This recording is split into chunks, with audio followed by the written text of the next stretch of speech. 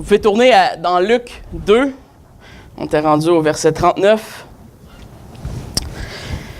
La personne de Jésus-Christ, une base doctrinale essentielle. Ce matin, on va sauter directement dans le texte parce qu'on a beaucoup de matériel relativement,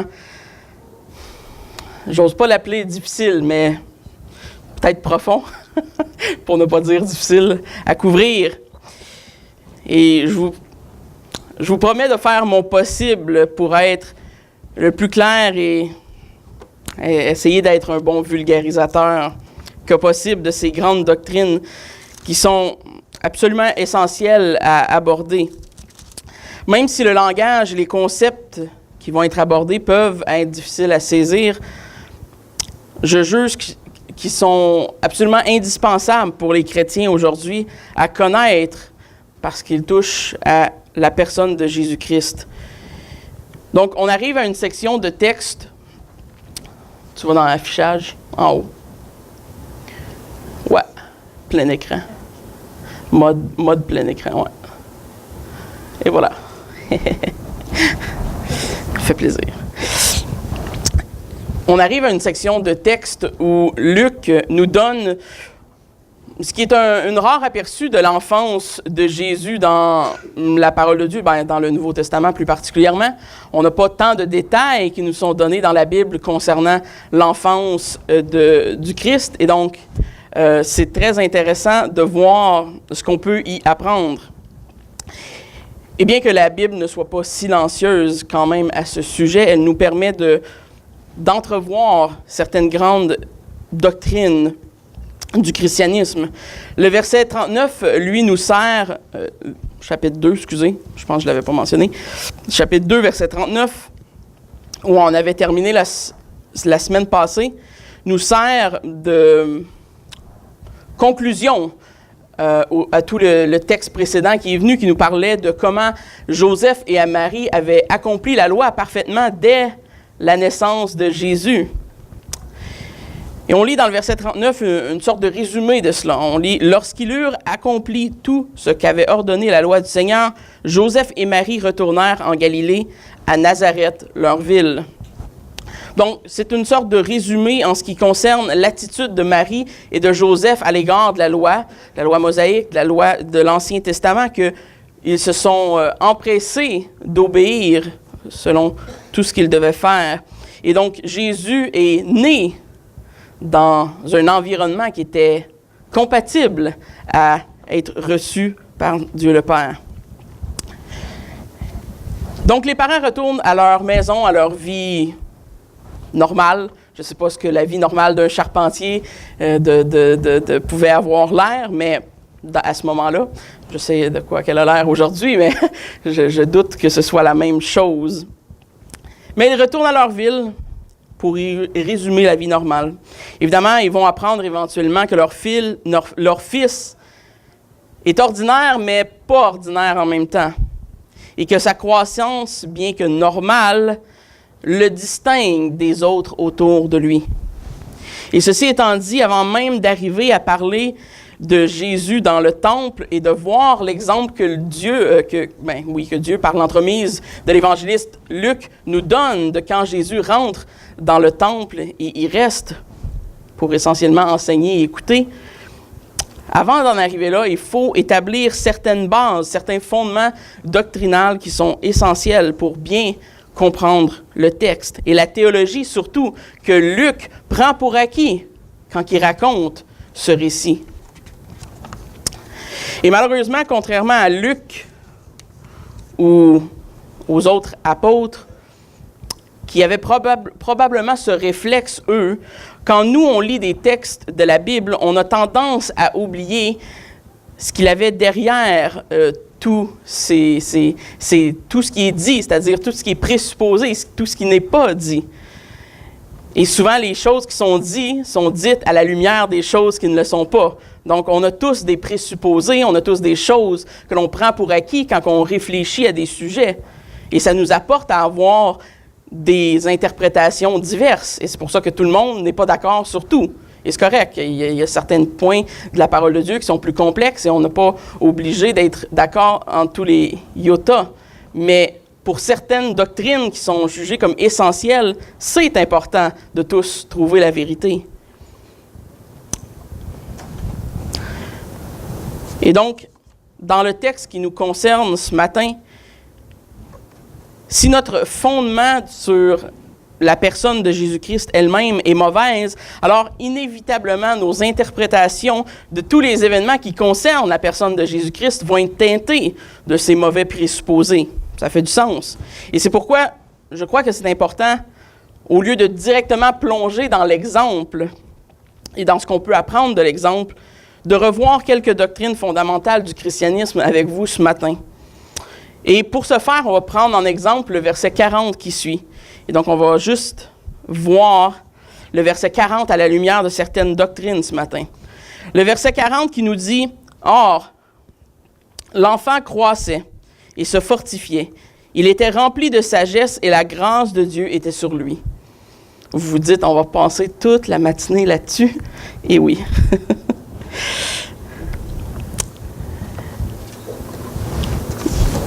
Possiblement que certains d'entre vous, ça peut vous paraître un exercice intellectuel, un exercice rationnel et peut-être sans importance. Mais vous savez, toutefois, je vous assure que votre théologie, bonne ou mauvaise, affecte grandement vos vies en tant que chrétiens.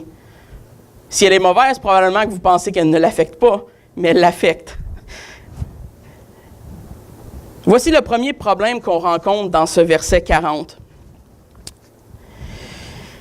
Les premières 400 ans après les apôtres du Nouveau Testament, on les appelle souvent l'ère patristique ou l'ère des pères de l'Église. Cette époque a été fortement marquée par beaucoup de grands débats doctrinaux. Et la plupart de ces débats-là entouraient la personne de Jésus-Christ. La grande majorité des conseils écuméniques et tout ça qui ont vu le jour dans les 300-400 premières années après les apôtres, après la mort de Christ, sont tous quasiment centrés sur des controverses ou des hérésies qui avaient apparu par rapport à la personne de Jésus-Christ. On voit dans le symbole de Nicée-Constantinople on voit que ce symbole est officialisé et on voit dedans qu'est officialisé à cette époque la stature de Jésus-Christ comme étant Fils engendré éternellement de Dieu. Donc, je n'embarquerai pas dans tous les détails, mais on voit que c'est une réponse directe à un homme qui s'appelait Arius. Arius, si vous ne le connaissez pas, c'est le grand-père des témoins de Jéhovah. Non, c'est l'ancêtre des témoins de Jéhovah. Arius était le premier dans le Nouveau Testament à dire que Jésus n'était pas le Fils de Dieu, n'était pas Dieu dans sa nature, dans son essence, et à remettre en doute le concept de la Trinité. Et Nicée-Constantinople vient comme un sceau pour affronter, si on veut, les gens comme les hérétiques comme Arius, qui mettaient un doute dans la saine doctrine qui avait été propagée par les apôtres dès le début. Et donc, les pères de l'Église, je ne veux pas vous donner une mauvaise impression, sont loin d'être des modèles parfaits doctrinalement parlant. Okay? Il y a beaucoup de choses chez les pères de l'Église qui sont relativement étranges. Mais pour ce qui est de leur doctrine, ce qu'on appelle leur théologie propre, c'est-à-dire leur doctrine de Dieu, de Christ, de la Trinité, ils étaient très solides pour la grande majorité.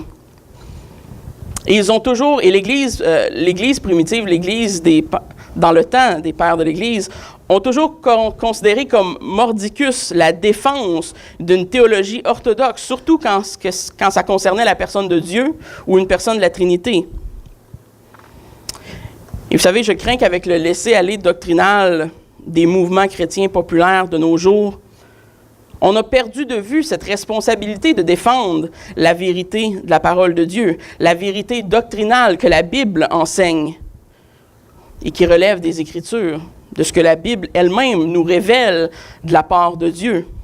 Vous savez, c'est plus facile de se forger un Dieu à notre image que d'aller étudier les textes de la parole de Dieu pour savoir ce que Dieu dit vraiment de lui-même. Parce que ça demande un certain sérieux, une certaine étude approfondie. Et parce que parfois, ce qu'on y découvre ne nous plaît pas toujours. Et bon, ce matin, je vais tenter de vous démontrer l'impact d'une bonne doctrine sur l'interprétation d'un texte de la Bible qui peut vous paraître aussi simple que le verset 40 en utilisant ce texte.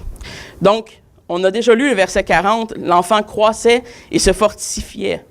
Déjà là, dans la première phrase du verset 40, on a un problème. Un court verset, on aurait tendance à passer rapidement dessus si on faisait juste faire notre culte le matin. Et pourtant, il renferme une panoplie de complications théologiques pour ceux qui comprennent mal la théologie christologique, c'est-à-dire la doctrine qui parle de Jésus-Christ, la nature de Jésus-Christ, son œuvre, son travail, etc. Et donc, commençons par le problème le plus évident. Comment est-ce que Jésus peut-il avoir grandi et s'être fortifié en sagesse s'il est Dieu? C'est quand même un grand problème fondamental. Une bonne compréhension des Écritures nous apporte à reconnaître que Dieu n'a pas de potentiel. Vous saviez ça? Dieu n'a pas de potentiel. C'est-à-dire que c'est impossible pour Dieu de grandir. Dieu ne peut pas grandir. Il n'y a aucun potentiel en Dieu parce que Dieu est parfait. C'est un être absolu, saint, parfait, irréprochable en toutes choses. Dieu ne peut pas grandir. Si Dieu pouvait grandir, ça sous-entendrait qu'il n'est pas Dieu. On est d'accord? Donc, Dieu n'a pas de potentiel. Alors, pourquoi est-ce que ce verset 40 dit que Jésus, que l'on reconnaît comme étant Dieu, avait un potentiel? Il grandissait en sagesse et se fortifiait. Il avait la capacité de grandir. Mais est-ce qu'il n'était pas pleinement Dieu?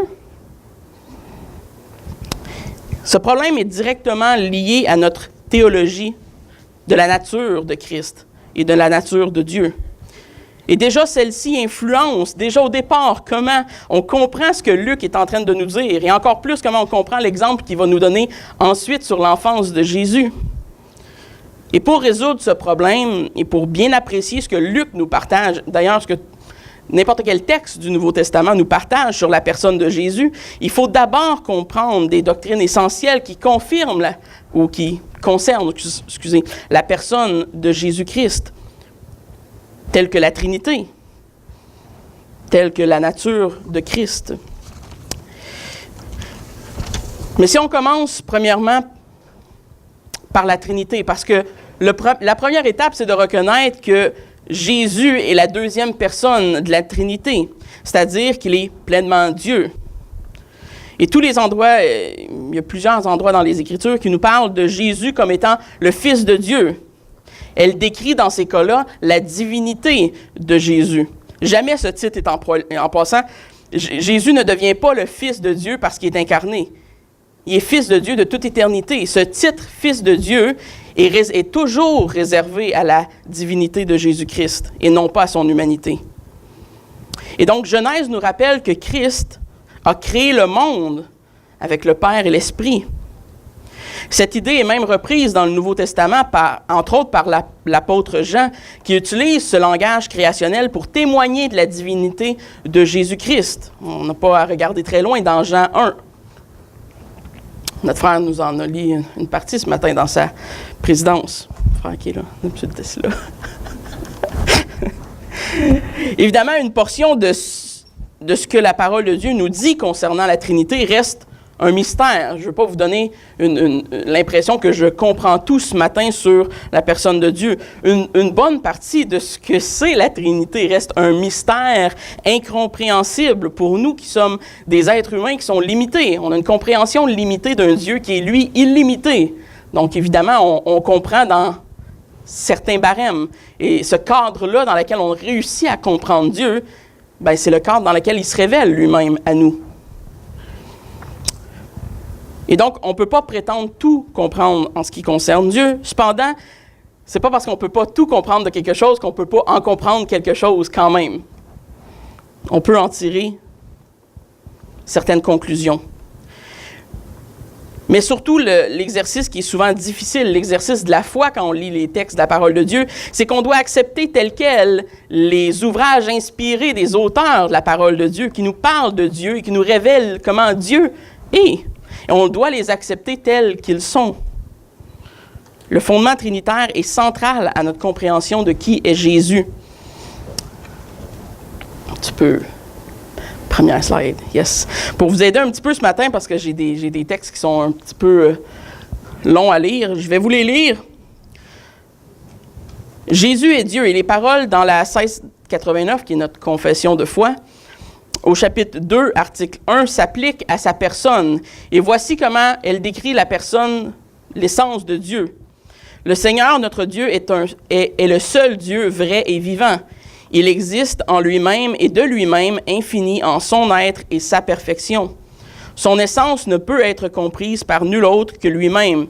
Il est esprit très pur, invisible, incorporel, indivisible, impassible. Déjà, tous ces mots-là sont quand même quelque chose quand on essaie de comprendre Dieu. Lui seul est immortel et habite une lumière inaccessible aux hommes. Il est immuable, c'est-à-dire qu'il ne change pas. Il est immense, éternel, incompréhensible, tout-puissant, infini à tout égard, très saint, très sage, très libre et absolu. Il opère toutes choses selon son conseil de sa propre volonté immuable et très juste pour sa propre gloire. Donc, il faut premièrement établir que Jésus est cela. Il est Dieu, ce Dieu que la parole de Dieu nous présente comme étant pas juste un autre Dieu, un autre idole. Vous savez, dans le Nouveau Testament, je pense que c'est dans les psaumes qu'on dit « Vos idoles sont faites de bois.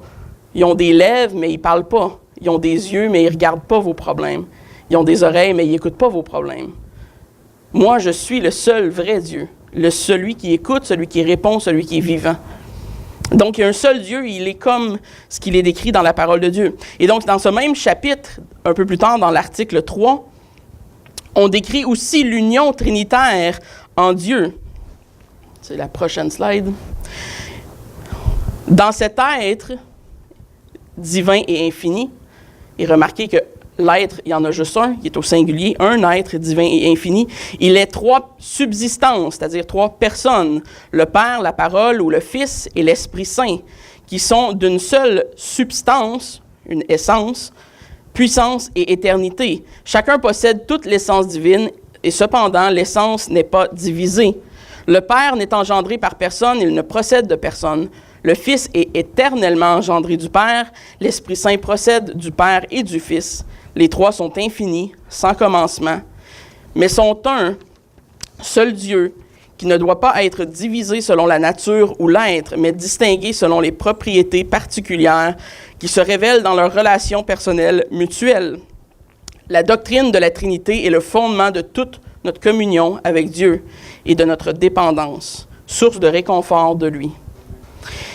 Vous savez, comme j'ai dit au début, plusieurs hérésies dans l'histoire de l'Église, et tôt dans l'histoire de l'Église, et qui persistent jusqu'à aujourd'hui, parce qu'il y a encore beaucoup d'hérésies sur la personne de Jésus-Christ. On a juste à regarder à tous les tangentes qui ont utilisé la Bible, si ce n'est que les témoins de Jéhovah, les Mormons, etc., qui ont utilisé une partie de la Bible pour corrompre ce que la Bible elle-même dit de Jésus, corrompre la personne de Jésus-Christ.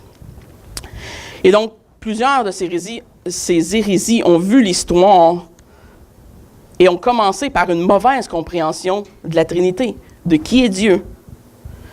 Et pour reprendre les mots utilisés dans notre confession qu'on vient juste de lire, la Trinité est le fondement de toute notre communion en Dieu. Vous savez, c'est difficile d'être un chrétien sans comprendre qui est notre Dieu. Ironiquement, si on demandait aux évangéliques modernes ce qu'est le fondement de notre communion avec Dieu, j'ai de très, très forts doutes que personne ne me répondrait la Trinité. En fait, la plupart des gens me diraient l'amour de Dieu, la grâce, la bonté, des trucs comme ça. Et ce sont tous des attributs que Dieu possède, là.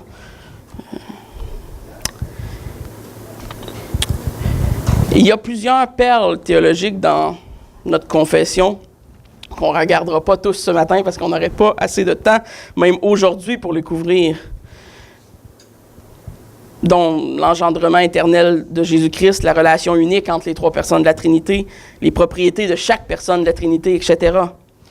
Mais pour rester centré sur le Fils de Dieu et ce qui a trait au verset, ce qui va être important pour nous pour comprendre le verset 40, on pourrait résumer en 3 points ce qui concerne l'étude, ce qu'on vient de lire de la confession, à propos de Christ. Premièrement, qu'il y a un seul Dieu. C'est quand même important de partir de là. Il y a un seul Dieu. Et ce Dieu existe en 3 personnes qui sont également divines. C'est pas comme une essence divine qui est séparée en 3. Les 3 sont Dieu. Et le Fils est éternellement Dieu, n'ayant pas de début ou de fin. Donc déjà, si vous êtes capable de comprendre ça, bravo. Moi, j'ai un peu de difficulté. C'est pour ça que je l'accepte tel que la parole de Dieu me le dit. C'est pourquoi on dit que l'acte de croire est un acte de foi. Évidemment, on doit croire que ce que Dieu nous dit est vrai sans tout y comprendre, parce que un seul Dieu en 3 personnes, c'est illogique pour le cerveau humain. Mais pourtant, c'est ce que Dieu nous dit. Et ça nous ramène au problème initial.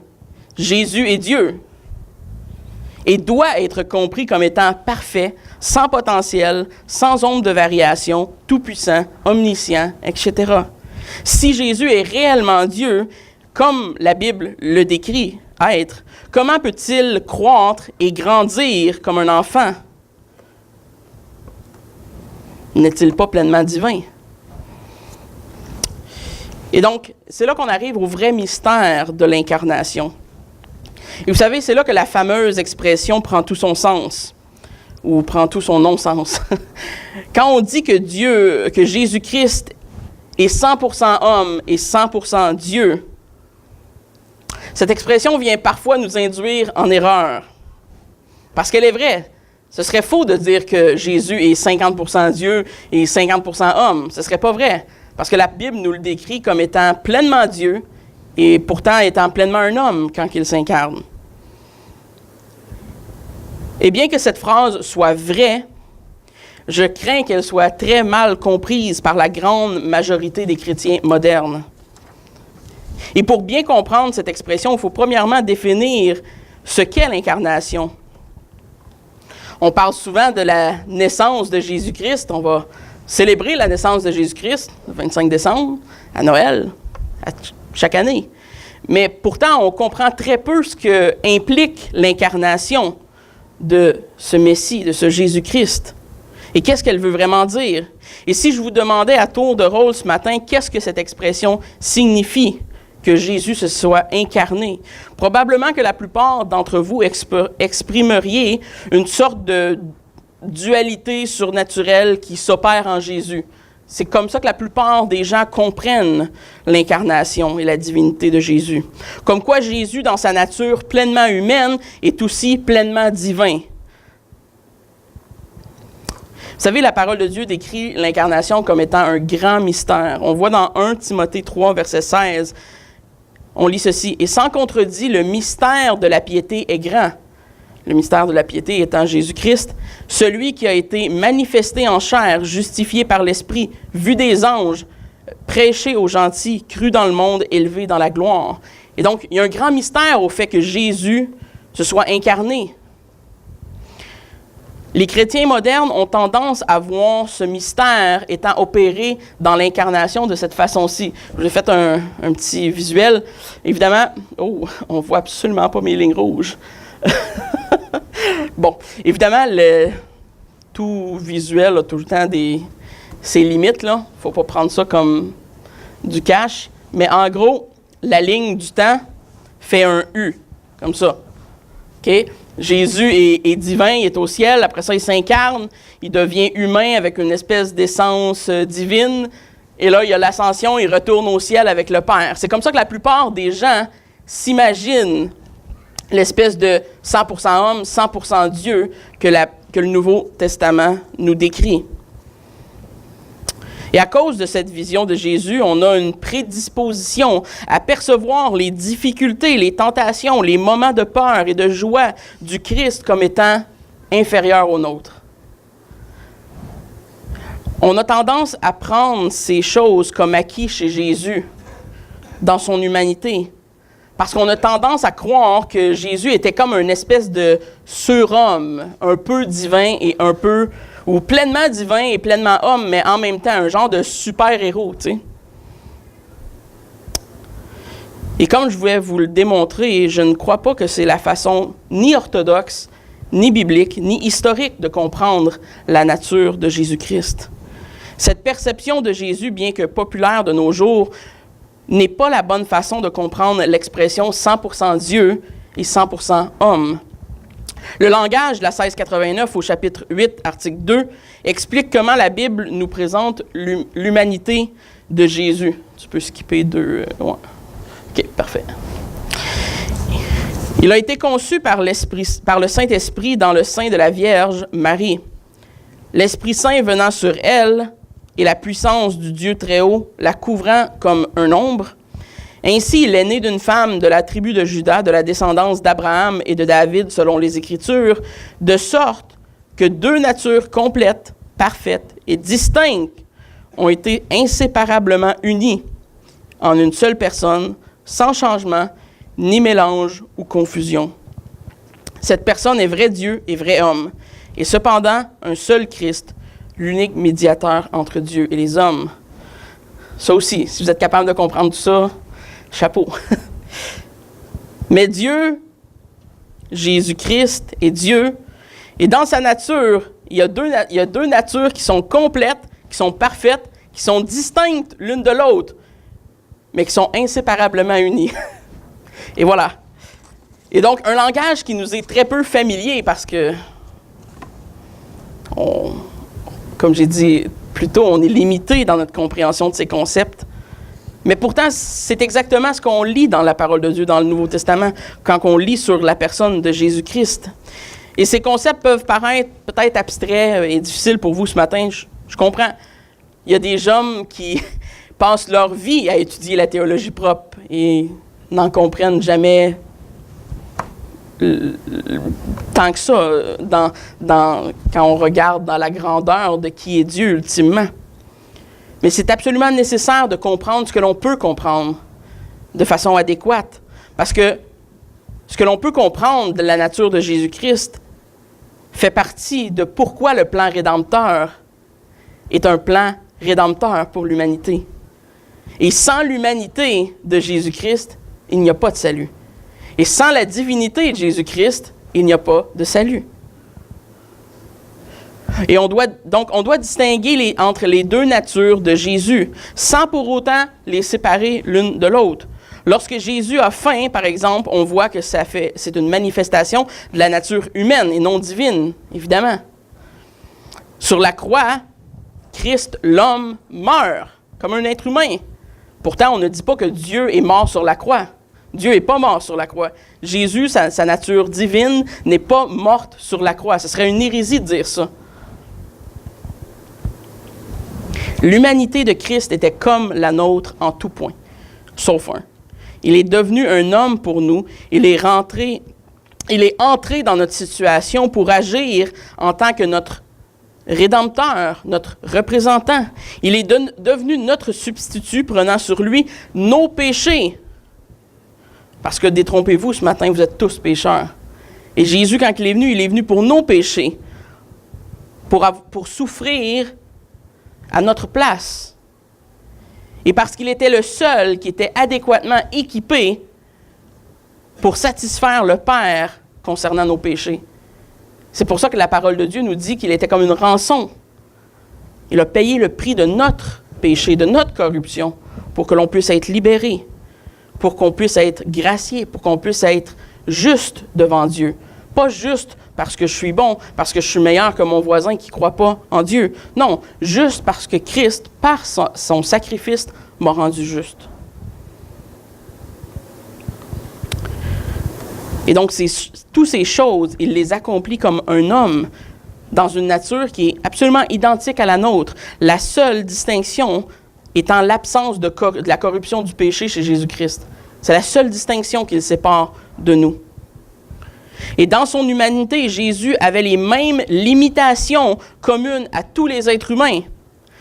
Dans sa nature humaine, il n'était pas omniscient. Sa connaissance, bien qu'elle était profonde et guidée de l'Esprit Saint, n'était pas infinie. Selon le Nouveau Testament, il y avait des choses qu'il ignorait, telles que le jour de son retour. Pensez-y. En tant qu'être humain, Jésus était limité par le temps et l'espace, contrairement à à son essence divine, à Dieu le Père, à l'Esprit Saint, qui peuvent être partout à la fois, qui sont esprits. Lui, il avait un corps, il était temporel. Il ne pouvait pas être à 10 places en même temps. Il a transpiré, il a eu faim, il a pleuré. Il a enduré la douleur physique, émotionnelle, spirituelle, morale. Comme tout être humain, il ne pouvait pas passer outre ses difficultés et ses épreuves. À tout égard, sauf le péché, Jésus était comme nous. Alors, qu'est-ce que ça veut vraiment dire quand nous parlons de Jésus comme étant pleinement homme et pleinement Dieu? Bien sûr, dans sa nature divine, il est omniscient et sa connaissance est sans limite.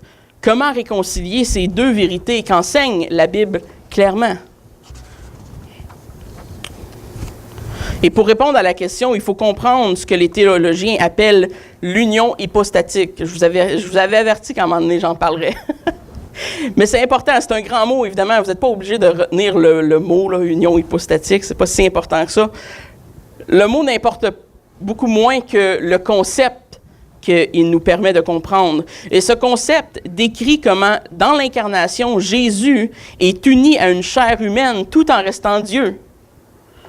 Le grand concile de Chalcédoine, en 450, affirme que Jésus est vraiment homme et vraiment Dieu et que les deux natures du Christ sont unies sans mélange, confusion, séparation ou division.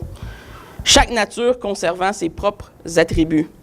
Cette doctrine que l'union hypostatique nous explique comment comprendre ce qui concerne la nature de Christ et ultimement qui nous aide à bien interpréter les textes de la Bible qui nous parlent de la vie de Jésus. Parce que si on passe notre temps à mélanger Jésus pour un genre de surhumain, surhomme, qui est un peu divin, comme je l'ai dit au début, ça nous apporte à diminuer ses souffrances. Ça nous apporte à mal comprendre l'exemple qu'il nous donne en tant qu'être humain.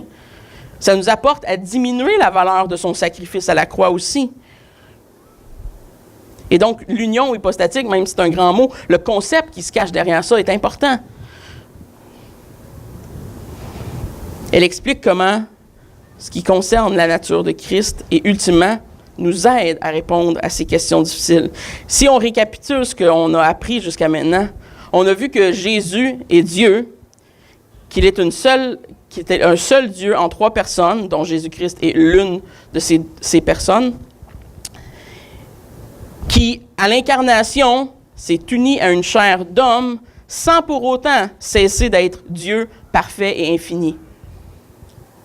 Il n'y a donc pas deux Jésus, un qui soit un homme, un qui soit Dieu, mais bien une seule personne, Jésus-Christ, qui opère à la fois dans une nature divine et dans une nature humaine de façon simultanée après l'incarnation, sans intervenir avec l'une et l'autre. Je sais que John Owen allait même aussi loin que de dire que jamais dans la vie de Jésus, il a utilisé sa puissance divine pour quoi que ce soit. Il s'est tout le temps fié à la puissance de l'Esprit Saint, comme chaque homme aurait dû le faire pour vivre l'instant de chaque jour. Jésus ne cesse jamais d'être divin. Et c'est absolument capital à comprendre si on veut comprendre, premièrement, l'immuabilité de Dieu. Parce que si Jésus, qui est le seul Dieu, une personne de la Trinité, cesserait d'être parfait et se mettrait à croître en sagesse et à apprendre et se fortifier, on aurait un problème. Dieu ne serait plus immuable. Donc, Dieu ne cesse jamais d'être divin, mais prend une seconde nature sans pour autant arrêter d'être ce même Dieu. Encore là, ça dépasse l'entendement humain. Mais c'est ce que la parole de Dieu nous dit. Ces deux natures, comme le dit notre confession de foi qu'on a lue, ne sont pas entrelacées ensemble. Ils sont distincts. Ça signifie qu'ils ne cessent jamais d'être ce qu'ils sont, proprement dit. Donc, la nature divine de Jésus ne devient pas humaine et la nature humaine de Jésus ne devient pas comme un genre de Hercule semi-divin. Le Nouveau Testament nous révèle clairement que Jésus, tout le long du Nouveau Testament, même quand il est incarné en tant qu'homme, est révéré en tant que Dieu. Je ne sais pas à quel point les gens du Nouveau Testament comprenaient ce concept de l'adoration de la deuxième personne de la Trinité, mais bon, ils l'adoraient comme étant Dieu. Et les auteurs du Nouveau Testament et tous ceux qui parlent de Jésus dans la Bible le font en faisant référence à une seule personne. Jamais on voit quelqu'un faire référence à Jésus, la deuxième personne de la Trinité, et le comparer à Jésus, l'homme. Il y a un terme en anglais qu'on appelle God-man. Je ne sais pas trop comment traduire fidèlement, mais bon. Le concept de l'union hypostatique protège à la fois l'humanité et la divinité de Jésus-Christ des excès et des erreurs courantes qui sont faits dans, on pourrait dire, l'absence de théologie dans nos églises modernes. Les deux natures sont également vraies et distinctes sans pour autant être séparées en deux personnes. Donc, Jésus reste une seule personne qui opère en deux natures distinctes. Et d'un côté, certains vont nier la nature divine de Jésus en faisant lui un simple homme. Donc, Jésus n'était pas Dieu, il n'était pas deuxième personne de la Trinité, c'est un homme qui est comme un modèle pour nous. Beaucoup vont aller jusqu'à cet extrême. Et d'autres vont aller jusqu'à l'autre extrême, de nier que Dieu, que la deuxième personne de la Trinité s'est incarnée dans un corps humain et que, dans le fond, les gnostiques sont un peu sur ce côté-là, vont dire que le corps, tout ce qui est matériel est mauvais, puis que dans le fond, Dieu ne peut pas s'incarner dans un corps qui est humain, qui est corruptible. Ces deux extrêmes ne sont pas ce que la Bible nous enseigne, ce que le Nouveau Testament nous révèle. Une portion du mystère de l'incarnation, c'est qu'elle est impossible pour nous à comprendre pleinement. C'est pour ça que c'est un mystère, l'incarnation. Si on pouvait la comprendre, si c'était comme on a vu dans le U au début, ça serait facile pour nous de comprendre. On comprend ce concept-là. Bon, Dieu est divin, devient un homme, redevient Dieu. C'est comme logique un peu dans notre tête. Mais pourtant, c'est absolument pas comme ça que la Bible nous dit que la chose se produit. Jésus est Dieu, il est une seule personne qui s'incarne dans une chair humaine, dans une nature distincte de celle divine, mais qui est l'unique personne de Jésus, sans jamais cesser d'être Dieu, sans jamais cesser d'être à côté du Père, d'être immuable, etc. Assez compliqué, quand même. Mais réconfortez-vous, certains théologiens ont passé leur vie à étudier cette doctrine sans jamais en comprendre pleinement la signification. Donc, vous n'êtes pas les seuls qui sont émerveillés par ces doctrines. Et c'est bien qu'on le soit. Ça nous révèle en partie notre petitesse en tant qu'être humain, en tant que créature. On n'est pas Dieu. On se plaît à croire qu'on est des dieux, là, mais on ne l'est pas. La question 47 du catéchisme d'Heidelberg est utile pour notre compréhension. Elle demande « Jésus-Christ n'est-il donc pas avec nous jusqu'à la fin du monde, comme il l'a promis? » Et la réponse que le catéchisme nous donne est celle-ci. Jésus-Christ, tu peux aller à la prochaine, c'est bon. Jésus-Christ est vrai Dieu et vrai homme. Et ainsi, selon sa nature humaine, il n'est plus sur la terre, mais selon sa nature divine, sa majesté, sa grâce et son esprit, il ne s'éloigne jamais de nous. Et donc, les images ont toujours leurs limitations, comme j'ai dit, mais si vous êtes visuel comme moi, ça peut vous aider à comment vous pourriez visualiser ce qu'on sous-entend comme étant l'union hypostatique afin de mieux comprendre le mystère que représente l'incarnation. C'est la prochaine slide, puis là, on verra absolument pas les lignes, je suppose. Ouais. Bref, il y a une première ligne rouge sur le top qui va tout le long directement jusqu'à l'infini, qui part de l'infini et qui va jusqu'à l'infini. Et c'est la nature, l'essence, la nature divine de Jésus-Christ. Et après ça, à l'incarnation, il y a une deuxième ligne qui apparaît. Et on voit Jésus, la nature humaine qui est incarnée. Et après ça, elle remonte vers l'ascension. Et elle ne devient pas un avec la nature en passant. Elle continue comme en parallèle. Et ça sera un autre sujet, mais pour vous le démontrer très rapidement, on dit que Christ montre auprès du Père et qu'il sera notre défenseur, notre avocat pour l'éternité. Et donc, tout le concept de comment Jésus est le premier-né de la création et aussi le premier fruit de cette nouvelle création qui redonne, comme le premier Adam était pécheur, il a péché. Il a eu un échec à ce que Dieu lui avait demandé de faire dans le jardin. Et Jésus vient comme ce second Adam qui accomplit parfaitement la loi et ce que le premier Adam n'avait pas réussi à faire. Et il devient le premier fruit de ce que nous, on va goûter quand on va mourir et qu'on va être accepté de Dieu parce que par la grâce de Dieu, notre Rédempteur a payé la dette de notre péché.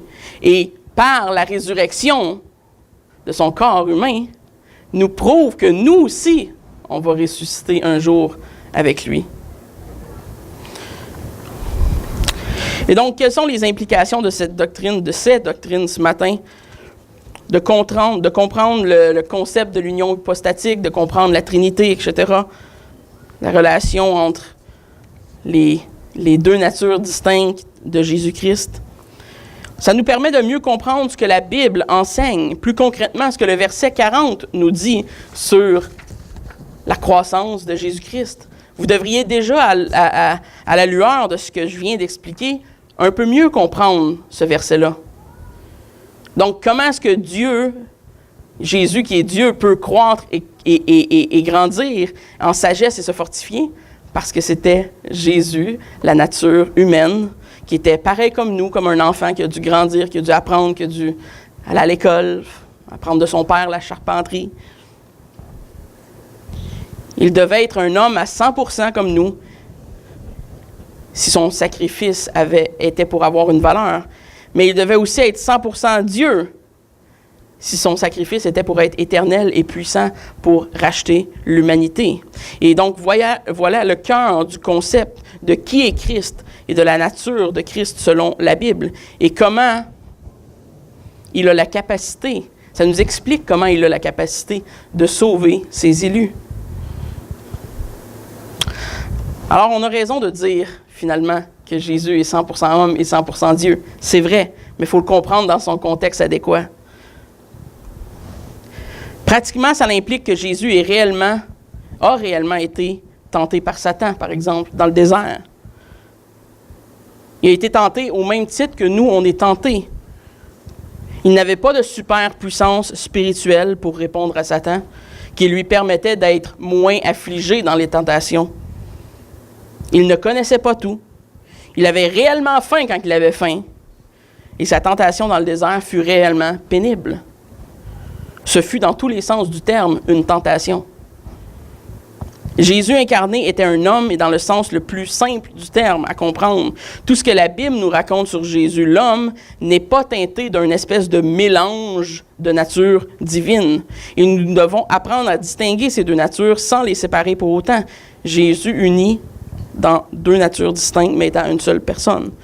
Et c'est un mystère qui, certes, représente son lot de complications pour notre cerveau, mais l'incarnation est absolument cruciale au plan du salut. Elle nous permet de mieux apprécier pleinement la souffrance que Jésus, l'homme, a dû subir à la croix pour nous. Sachant qu'il n'était pas ce super-héros, sachant que ses souffrances étaient des souffrances comme nous si on serait cloué à une croix. Même chose.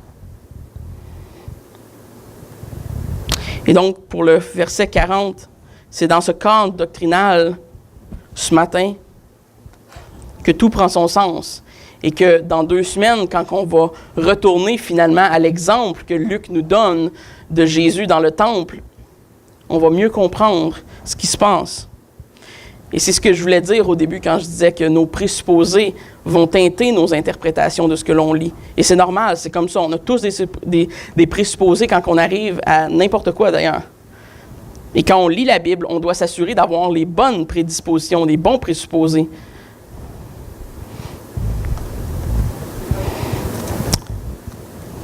Et vous savez, ça l'explique pourquoi l'homme Jésus avait la capacité, dans sa nature pleinement humaine, de vieillir, de grandir, d'apprendre, de connaître, d'étudier, parce qu'il n'est pas né parfait. Il n'est né parfait, excusez. Il n'est pas né avec toute connaissance. C'est ce que je voulais dire. C'est souvent cette raison qui est avancée par les théologiens pour expliquer pourquoi Jésus a attendu 33 ans avant de commencer son ministère. Parce qu'il a dû apprendre sur ce qu'était son ministère en lisant les paroles de l'Ancien Testament. Il a compris qu'il était le Messie. C'est quand même incroyable. Évidemment, la parole au verset 40 nous le dit, qu'il était rempli de sagesse et que la grâce de Dieu était sur lui. Donc, c'est aussi par l'Esprit Saint qu'il a compris ces choses. Au même titre que nous, on comprend des choses par l'Esprit Saint. Jésus, l'homme, a dû grandir en sagesse, a dû se fortifier comme n'importe quel être humain sur terre. La seule différence concernant Jésus, comme je l'ai dit au début, étant qu'il est né par l'entremise de la naissance virginale, ce qu'on a vu dans le chapitre 1 d'ailleurs. Donc, je ne veux pas repasser trop de temps, mais vous savez, ce n'est pas l'absence de procréation sexuelle qui sépare Jésus d'entre tout le reste de l'humanité. Parce que si ce serait ça notre conception de ce qui rend Jésus spécial, ça voudrait seulement dire que les mâles sont ceux qui donnent le péché, puis que dans le fond, la sexualité, c'est mal. Mais c'est pas ça du tout que la naissance virginale nous apprend. Ce qu'elle nous apprend, c'est que l'Esprit Saint, qui a opéré quelque chose de mystérieux, de miraculeux en Marie pour faire naître en elle un enfant qui était séparé du péché dès sa naissance. Et donc, ce n'est pas le fait qu'il y avait une absence de procréation sexuelle qui rend Jésus spécial. C'est le fait que c'est le Saint-Esprit qui l'a engendré dans le ventre de Marie et qui l'a ainsi séparé du premier Adam, qui avait teinté. Et donc, Jésus devient le premier, le seul homme à être né sur la terre, mais qui ne soit pas teinté et héritier de cette nature pécheresse d'Adam. Et donc, c'est ce qui distingue la naissance virginale de Jésus de tout le reste de l'humanité. Et c'est ce qui permet à Jésus d'être obéissant à la loi et parfait dans sa conduite durant toute sa vie, contrairement à nous, qui sommes des hommes comme Jésus, mais qui sont nés dans ce monde héritier du péché et qui sont nés dans ce monde corrompu et qui sont nés dans ce monde avec un besoin d'être pardonnés en partant. Donc, distinction relativement importante quand même à faire sur la personne de Christ. Et donc, Jésus a obéi, a servi, a grandi spirituellement, physiquement, moralement, comme vous et moi. La grâce de Dieu, le Père, sur son Fils et le travail du Saint-Esprit chez lui, en tandem avec la nature exempte de péché qu'il avait, lui ont permis de vivre une humanité la plus pure et parfaite dans l'obéissance. Et en fait, ce que ça nous rappelle et ce que les textes du Nouveau Testament nous disent, c'est qu'il a essentiellement vécu la vie que Adam et Ève auraient dû initialement vivre dans le jardin. Il est venu accomplir, il est venu démontrer ce que ça leur aurait dû être au début, l'humanité. Et en faisant ainsi, en plus, il a dû aller jusqu'à l'humiliation de la croix pour porter les péchés de l'humanité, de ses élus, sur son dos. Et c'est pourquoi Luc parle de l'enfance de Jésus dans des termes qui nous sont absolument familiers. Quand on va le lire dans 2 semaines, on va dire « ça ressemble à un enfant », mais ça ressemble à un enfant spécial. Un enfant qui est sans péché, un enfant qui avait une intelligence probablement assez remarquable à cause de l'absence du péché. Et donc, maintenant qu'on comprend un peu mieux cette distinction entre les deux natures de Christ, on accepte par la foi que Jésus, l'homme, peut grandir et à la fois être Dieu parfait et éternel. Et dans 2 semaines, on va aller continuer l'histoire de Jésus dans le temple pendant son enfance et on va voir, on va interpréter de la bonne façon alors avec les bons présupposés sur la personne de Jésus-Christ. Maintenant qu'on a le bon fondement doctrinal pour le faire, les bons présupposés. Et bien qu'une majorité de gens dans le monde évangélique semblent croire que la doctrine n'est pas si importante, je constate que sans doctrine adéquate, la pratique chrétienne, la pratique de la vie chrétienne, est rien d'autre qu'une religion vaine. Si nos fondements sont solides, alors nos vies et notre pratique vont être construits sur quelque chose qui est fiable, durable et solide. Mais si notre vie est construite sur des fondements qui sont bonbons et qui sont pas appuyés par la parole de Dieu, alors à vous de juger. Ils sont vides de sens.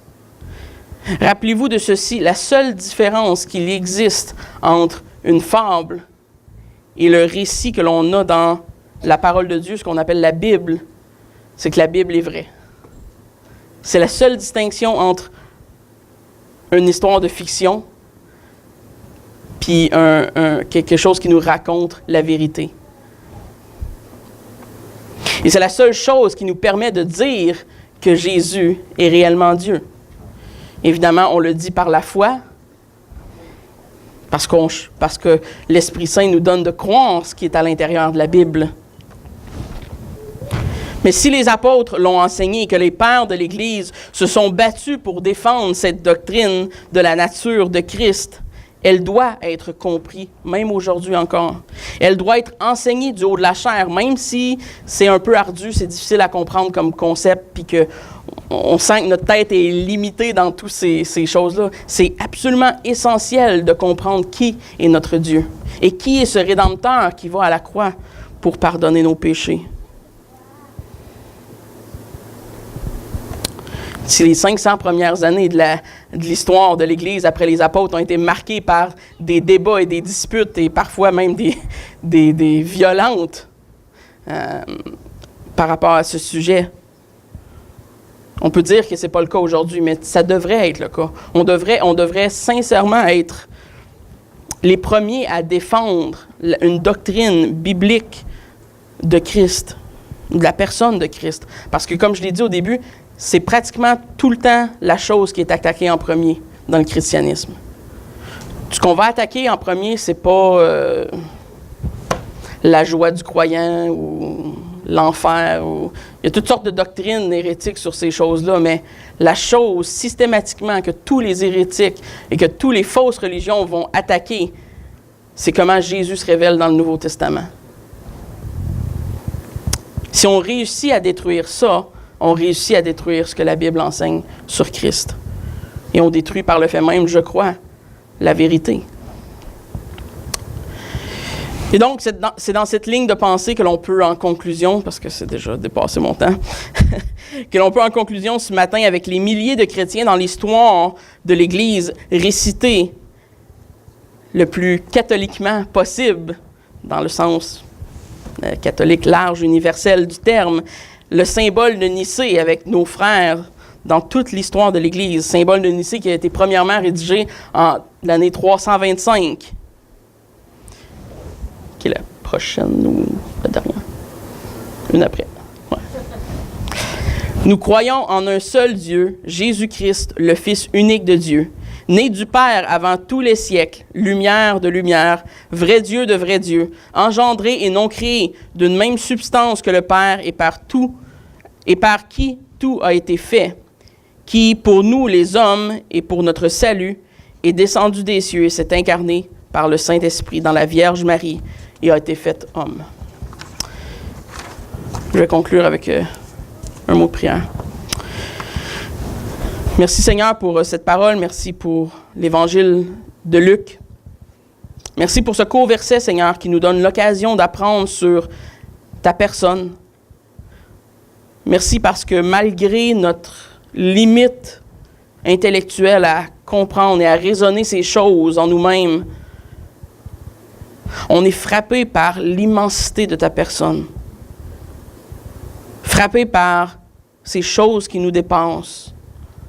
Par le fait que tu sois un Dieu si immense, qui a tout créé, qui est parfait, qui est immuable, qui est éternel.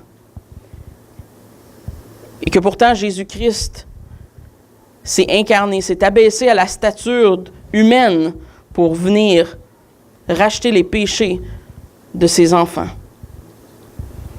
Merci de m'avoir aimé autant. Merci de nous avoir donné ton sang à la croix pour pardonner ta vie, Seigneur, qui pardonne efficacement tous nos péchés et qui nous rend maintenant propices à être reçus par le Père. Merci parce que nous avons la confiance, nous avons la foi qu'un jour nous te verrons tel que tu es. et qu'un jour nous sommes réconciliés avec Jésus-Christ, l'homme qui a donné sa vie pour nous. Amen.